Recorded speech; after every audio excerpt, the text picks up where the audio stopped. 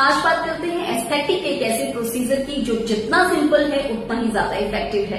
मैं बात कर रही हूँ यहाँ माइक्रो नीडलिंग की, और डेफिनेटली आपने माइक्रो नीडलिंग के बारे में जरूर सुना होगा।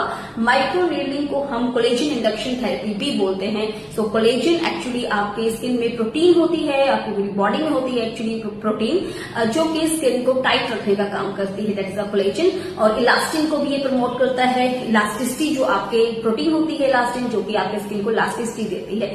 तो ये दोनों ही प्रोटीन के ऊपर वर्क करता है। इसका हम इस्तेमाल जब करते हैं तो आपकी जो फेस है या जहां पर भी आप इस्तेमाल करें वहां की जो कोलेजन प्रोडक्शन है वो ज्यादा होनी स्टार्ट हो जाती है और आपको एक अच्छी स्किन मिलती है।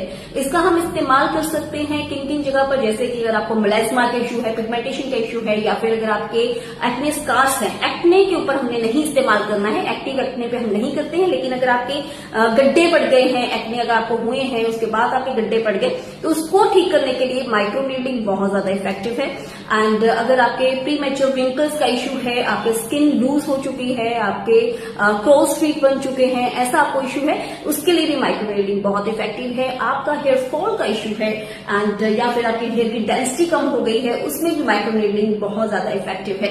तो इसको करते कैसे हैं? तो सबसे पहले घर के लिए भी डर्मा रोलर्स कई बार क्लिनिक्स पर डर्मा रोलर का इस्तेमाल किया जाता है, जो कि हम अवॉइड करते हैं बिकॉज ये पर्सनल एक जने के लिए फिर हमें डर्मा रोलर लेना पड़ता है।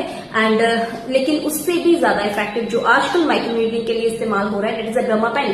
तो डर्मा पेन जो होता है इसके आगे हम कार्ट्रिजेस लगाते हैं। कार्ट्रिजेस जो रहती है वो नीडल्स होती हैं इसके बीच में जो नीडल्स होती हैं इसको हम आगे फिक्स कर देते हैं। इससे हम माइक्रो नीडलिंग करते हैं। और इसका जो प्री प्रोसीजर रहेगा, क्योंकि ये मिनिमल इन्वेसिव प्रोसीजर रहता है तो कई बार ब्लड भी आपके निकल जाता है, तो हमें सफाई का बहुत ज्यादा ध्यान रखना होता है इसमें।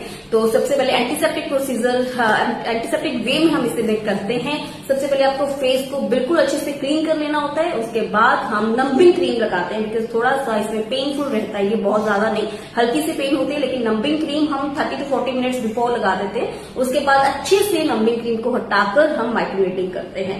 एंड उसके बाद डाउन टाइम जो इसका होता है, बिकॉज अगर हमने डीप माइक्रो नीडलिंग की है, क्योंकि कुछ कंडीशंस होते हैं जिसमें हमें डीप पेनिट्रेट करना पड़ता है, तो उसमें उसमें रेडनेस का इश्यू रहता है, जो कि 2 से 3 दिन बाद चली जाती है। तो अगर आपको इमरजेंसी कहीं फंक्शन वगैरह में जाना है तो हम ये चाहते हैं कि आप इसे अवॉइड करें।